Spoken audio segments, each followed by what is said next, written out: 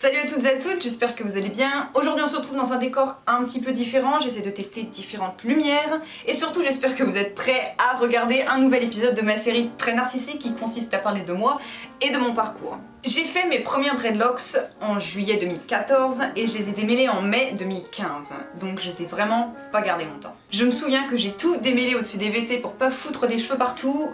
À raison d'1 heure par dreadlocks, je peux vous assurer que j'ai passé un moment très sympathique en tête à tête avec mes toilettes. Mais vous allez me dire, mais dis Poulpe, on s'en fout un peu de ton histoire de chiottes et de dread là quand même, hein.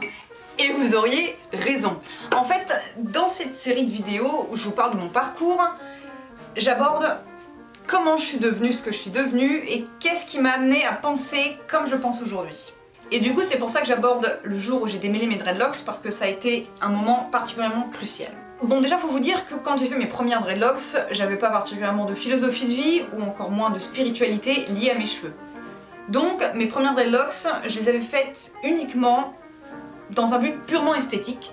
Et ça, à ce moment-là, je ne m'en rendais pas compte, et je ne l'aurais jamais avoué d'ailleurs. Pour comprendre pourquoi je dis ça, je vous invite à regarder le premier épisode de cette série de vidéos. En fait, j'avais seulement 25 dreadlocks. Elles étaient très grosses, et donc esthétiquement, c'était très loin de ce que j'avais pu imaginer, et c'était très loin de ce que j'avais espéré. Et donc vu que j'avais aucune spiritualité derrière ces dreads, très rapidement, je dirais au bout de 6 mois environ, je ne me supportais plus. Je supportais plus ces grosses dreads moches que j'avais sur ma tête. Donc en mai, j'ai décidé de tout démêler. En plus du fait que c'était particulièrement long et douloureux, au fur et à mesure que je démêlais, j'avais l'impression de perdre une partie de moi. Comment expliquer ? J'avais l'impression qu'on m'arrachait une partie de moi, et en fait, pour être plus précise, j'arrachais une partie de moi. Après les avoir démêlés, j'avais un certain sentiment de satisfaction esthétique, et bien sûr le fait de pouvoir à nouveau passer ma main dans mes cheveux, mais ça je pense que c'est un sentiment qui manque à peu près à tous les dreadeux. Mais le fait d'avoir démêlé mes dreads, ça m'avait laissé un sentiment de malaise, assez étrange et inexplicable. J'avais l'impression d'avoir une plaie à l'intérieur de moi. Et j'étais incapable d'identifier pourquoi et d'où ça venait. Aujourd'hui, avec le recul et la vision des choses que j'ai, je comprends que quand j'ai démêlé mes dreads, j'ai arraché une partie de moi, j'ai arraché des énergies, j'ai arraché du passé que j'avais emmagasiné dans mes cheveux. En plus, démêler les dreads, qui est une technique, je dirais, particulièrement barbare, c'est réellement arracher des cheveux, donc ça laisse forcément une plaie. Je pense que couper des dreads, décider de prendre un nouveau départ, un nouveau pas, c'est symboliquement différent pour les cheveux et c'est beaucoup moins barbare.